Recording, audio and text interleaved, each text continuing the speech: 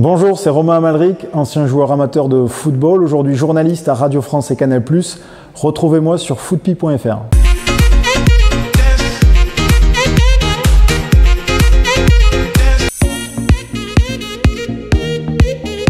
Mon premier souvenir de footballeur, quand j'étais petit gamin, j'ai commencé le foot à 8 ans et demi environ. Donc mes premiers souvenirs, évidemment, donc avec l'équipe de Mazamet, de Soma.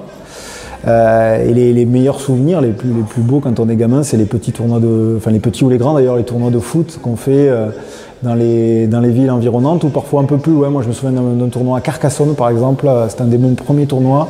On est parti 2-3 jours à Carcassonne, on était hébergés dans les familles, c'est des souvenirs qui marquent quand on part 2-3 jours et qu'on a que 9 ans. Et c'est mon premier peut-être beau souvenir parce que je me souviens d'un tournoi qui s'était pas forcément très bien passé pour notre équipe de Mazamet et qui finalement s'était conclu par un dernier match où enfin on avait eu une victoire avec pas mal de buts. Je crois qu'on avait mis 3 ou 4 buts et je faisais partie des buteurs et ça devait être peut-être mon premier vrai but de joueur de foot.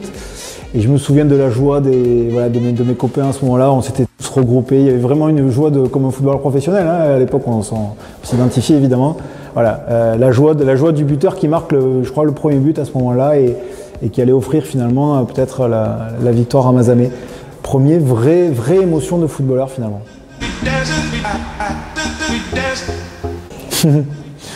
Alors, des joueurs occitans, on va dire des joueurs de la région. Il y en a plein que j'ai badé, gamins, qui étaient professionnels. Mais moi, je me souviens aussi avoir, entre guillemets, badé, en tout cas, apprécié des joueurs qui avaient mon âge, contre qui je jouais quand j'étais gamin à Mazamet.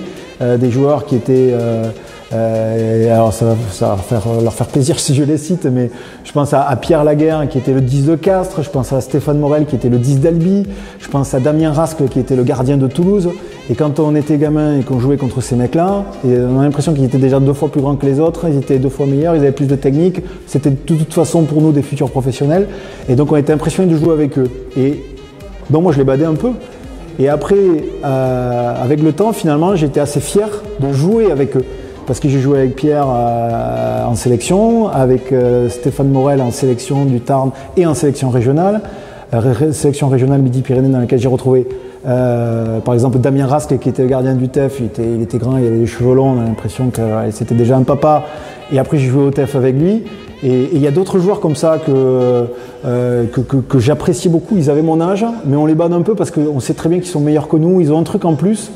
Et quand après ça devient des potes, des coéquipiers, ben voilà, c'est une fierté particulière. Je pense aussi à Jérôme Salvi qui jouait à Rodez à l'époque. Enfin voilà, tous ces mecs-là qui après ont eu des carrières un peu différentes, hein, ils n'ont pas tous été professionnels. Stéphane Morel a eu une carrière professionnelle quand même.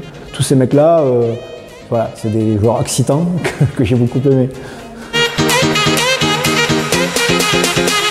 Alors, je vais distinguer le côté spectateur et le côté joueur. D'abord maintenant je suis journaliste, donc du coup je vibre très souvent sur les terrains de foot et de rugby parce que c'est mon métier, parce que je suis passionné, donc je vis vraiment des moments, je suis privilégié aussi de vivre des moments vraiment intenses en tant que commentateur parfois de matchs. Après en tant que spectateur j'ai quand même vécu un match très particulier, c'est que le 12 juillet 1998 avec mon papa j'étais dans les tribunes du Stade de France pour France-Brésil, la finale de la Coupe du Monde. Donc rien que ça, évidemment, c'est magnifique. Vous le croyez ça, l'équipe de France est championne du monde en battant le Brésil. 3-0, 2 buts de Zidane, 1 but de Petit. Je crois qu'après avoir vu ça, on peut mourir tranquille. Enfin, le plus tard possible, mais on peut. Ah, c'est superbe. Quel pied, ah, quel pied. Oh putain. Oh là là là là. On a gagné, c'était déjà très beau d'avoir des places et je remercie ma cousine qui nous avait offert ces places-là, c'était exceptionnel. J'ai vécu ça en plus avec mon père, donc voilà, ça marque à vie. La soirée était incroyable, on est allé sur les Champs-Élysées, bon c'était un peu le bazar sur les Champs-Élysées, mais le match en lui-même, voilà, avec les buts de Zidane, moi je me souviens avoir... sur le premier but de Zidane, je crois qu'on a tellement explosé de joie, toute la tribune, que finalement on s'est retrouvé 3-4 rangs plus bas, enfin tout le monde s'est mélangé, on ne sait plus trop où on était placé dans le stade et il a fallu après, une fois que le but était bien digéré, que tout le monde retrouve sa place. Voilà, c'est un moment assez incroyable et je cherchais même mon père du regard, ouais, c'est bon, on est toujours là, on est toujours vivant, on gagne contre le Brésil, c'est génial. Non mais c'est un souvenir incroyable.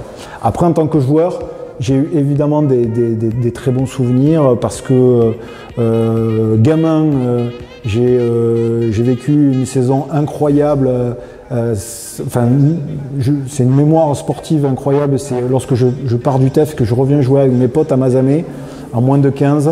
On a une saison assez spéciale où on est finalement que 12 ou 13 à constituer l'effectif. On est en Ligue Honneur, il faut qu'on se maintienne. Finalement, à mi-saison, on était plutôt pour jouer les premières places et monter en national.